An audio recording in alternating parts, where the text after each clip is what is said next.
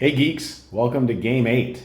Big game, coming off a frustrating loss where Lancaster came into our home court and pretty much trounced us. And now we're taking on South Lancaster, who is 2 games ahead of us in the standings. So I'm really looking to start this. We're Bentley Truman again here, really looking to try to separate us from this pack of 3 and 4 teams. If you finish in the top 4, you're going to have a home playoff game, which is most important, or not most important. It's very important. Winning at home in this game is a lot easier than winning on the road. So let's take a quick look at South Lancaster. We scouted them before. Overall, their top 5 players, at least last time we scouted them, were all playing really good offensively. So if you take a look here, they've pushed their ranking up to a 62. Prestige is a bit harder to move, but you can move your ranking up pretty quickly. South Lancaster, I don't remember where they started, but I'm pretty sure they were in the hundreds. So they're starting to gain respect across the nation. From a stats perspective, again, Felix still looks like their best player, hands down. Normally it's Salaya, but he's taking more shots. He's getting the ball more.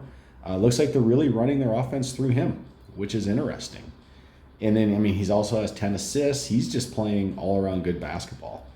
I just want to look at his traits quickly. Okay, yeah, I mean, his inside-outside game, scoring and shooting is really strong. His endurance is great. He doesn't have to come off the court. He's developing good IQ. I mean, look at that, just this that previous week. So, okay, cool. And how about Salai? I mean, Salai is still, though, offensively is a threat inside and outside. It's funny. I've noticed as I play this game, again, I'm an offensive-minded coach first. When I'm coaching my team during the game, I'm calling a lot of offensive plays. I'm not calling many defensive plays. And then I'm always looking at the team's offensive ability, which is interesting.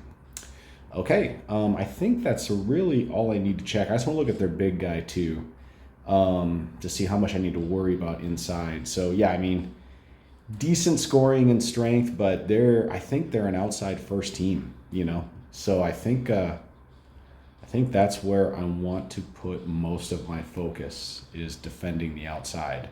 One thing I want to look at with my team quick is how are we doing on free throw ability? So Xenon's a 99, Kermit's a 33. He's always a liability anyway. The rest of these guys should be, I mean, Ronnie's kind of losing his ability a little bit. Okay, because I've been pulling back on free throws. Like overall, the team is digressing. It's not a total liability, but it's also not great. But at some point, I'm going to have to stop giving that a 1 in training. I just don't know when that is. By the way, if you don't like micromanaging training, you can just click the auto train button down here and everything will run automatically for you. I like to get in there and manage the details of training for my team. All right, let's go here. So I think I'm going to do this. We're going to do offensively here. I'm going to dial up outside defense. I'm going to dial up technical drills, or not dial up, but sit it at a 2.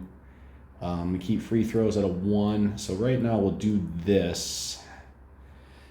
I kind of want to consider dialing up team building, but I don't know what I pull back on. I maybe pull back on the inside offense. Actually, I'm going to pull back on inside defense since I'm dialing up outside defense and try to get a little bit more team building here.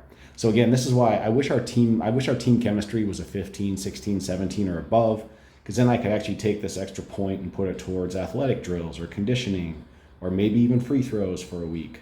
But let's jump in.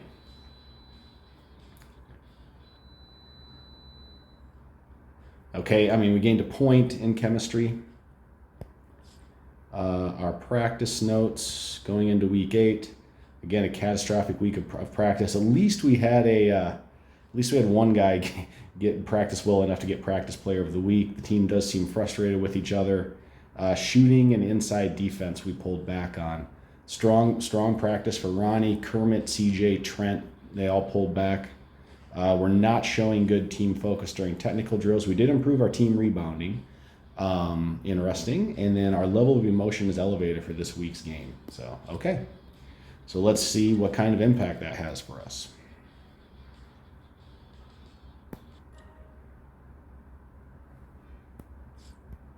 Okay, we're going to put Xenon in at point guard.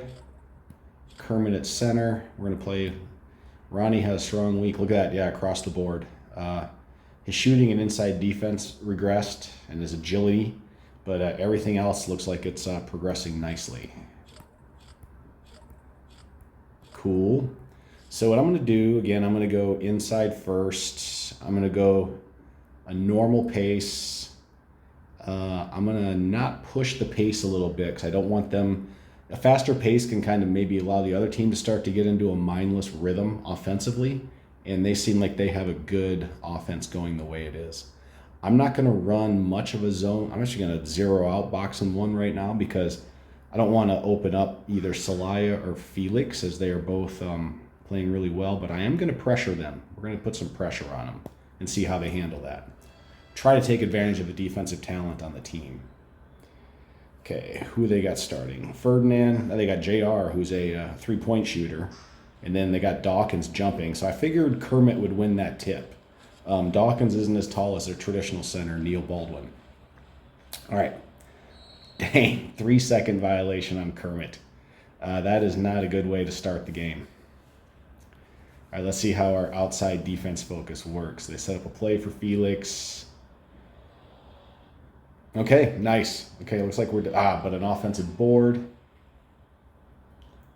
And he misses that as well. Okay, great. All right, let's go, guys. Let's go down. So it looks like they're pushing a pretty fast pace as well. We're slowing things down a little bit, methodically running the offense. That means we're really kind of going into our half-court offense, running through things. And Trent with a nice drive to the basket. That's great. Okay, let's come right back and go to the inside with Kermit next time we have the ball. Oh, man, JR can normally shoot threes. Okay, good. They got the board, but that was an offensive over the back foul. All right, and let's get this play set up for Kermit and try to get a 4-point lead.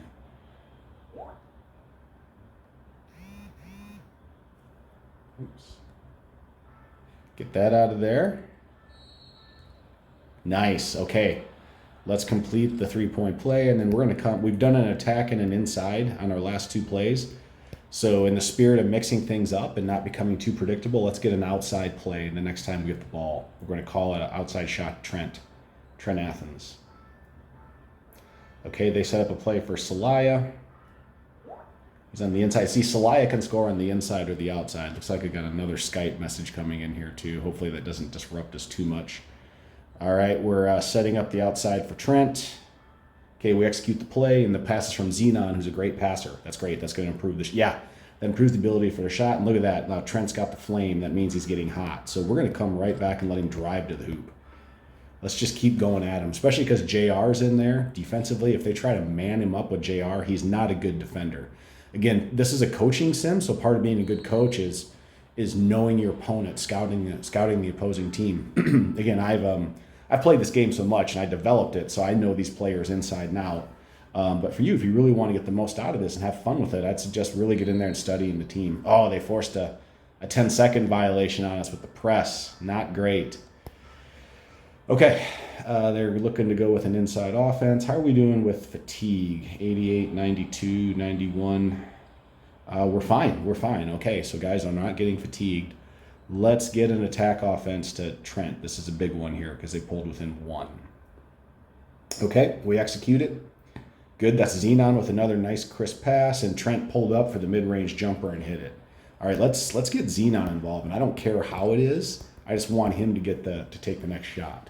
So it can be inside, it can be outside, it can be an attack. He can pretty much do it all. Okay, they're executing to Celaya.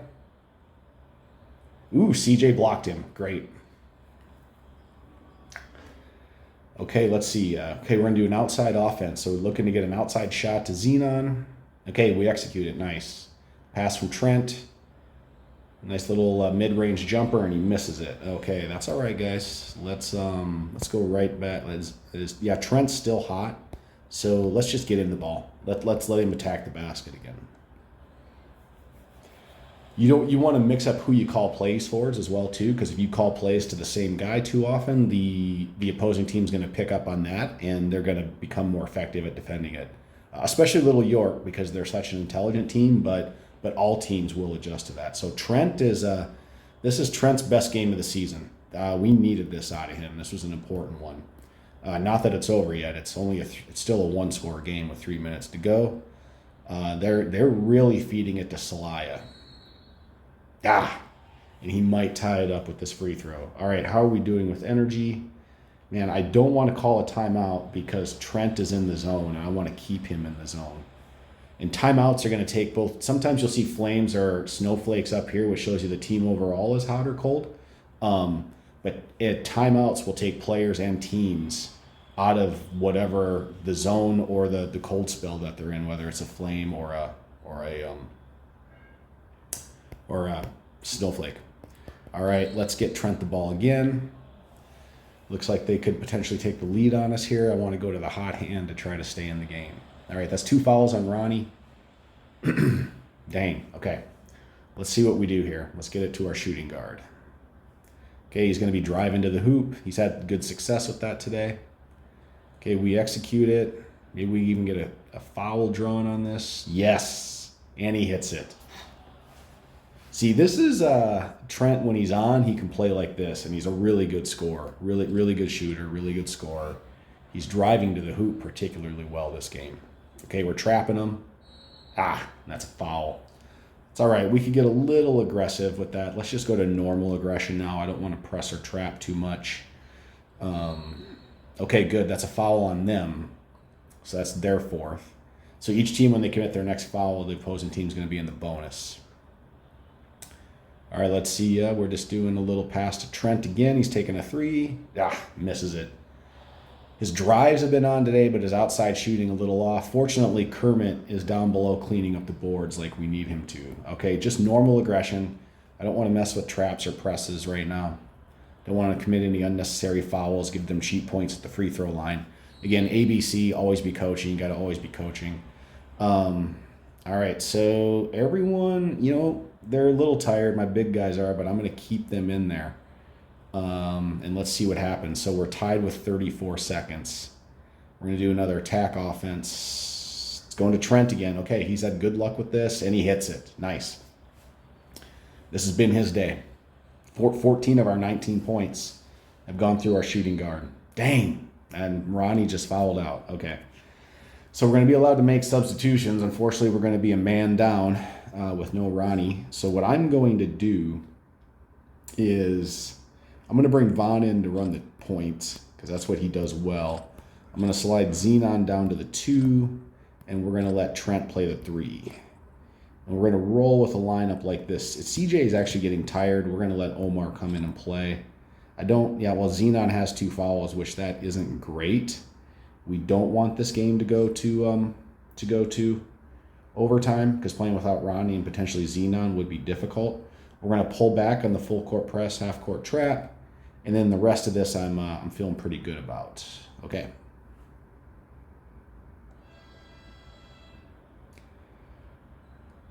All right, they're in the bonus. Let's see what happens. Crawford can shoot free throws.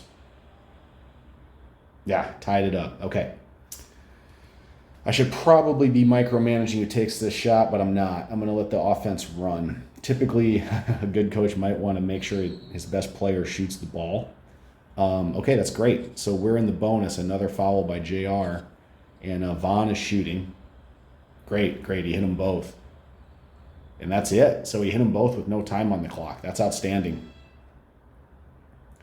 So we worked our way back up to 4-4. I bet Trent's player of the game. That's my prediction. Yeah, I didn't really go out on a limb there. He's pretty one-dimensional. He only scored, didn't do much rebounding or assists or anything like that. But hey, points matter. So we got some geek points back, and let's go to the locker room. Okay, we bumped our team chemistry up to a 10, and now I'm curious. So Lancaster beat Four Corners. That was a big matchup. Those guys put a lot of points on the board. Ocean City edged Little York. Morristown beat Xavier, and we got South Lancaster. So we may even have more of a jumbled mess in the middle. Yeah, no one's really at the bottom of this conference right now. 3, 3, and 5 teams. Xavier is kind of falling to the bottom after their strong start. And then 3, 4, and 4 teams. And then Lancaster is currently in first place. Okay. That's everything for today. Again, if you watched the video this far, give the video a like and And if you haven't joined our Discord, check out the Geeked Out Basketball Discord, where slowly but surely we're going to start building a little community of everyone there who is excited about this game. We're going to be developing this game for the long haul. It's going to be around for years. So would love to get you guys plugged in. You can talk directly with me, give me feedback on the game. I'd love to hear your ideas. Just find Geeked Out Basketball on Discord, and actually the link's going to be below in the description. Okay, thanks everybody. Have a great day. We'll be back tomorrow, where we're going to be taking on, who are we taking on tomorrow? We're at Four Corners. That's going to be a big one. It's a long travel. Your players are probably going to show up a bit more fatigued because their school is located in the middle of nowhere. And then they're so well conditioned, they're going to try to run us probably into the ground. So you want to be well conditioned when you go into a game against Four Corners. And that one's going to be particularly important because we're both 4-4. That's going to be a fun one. Okay, we'll see you guys tomorrow. Later.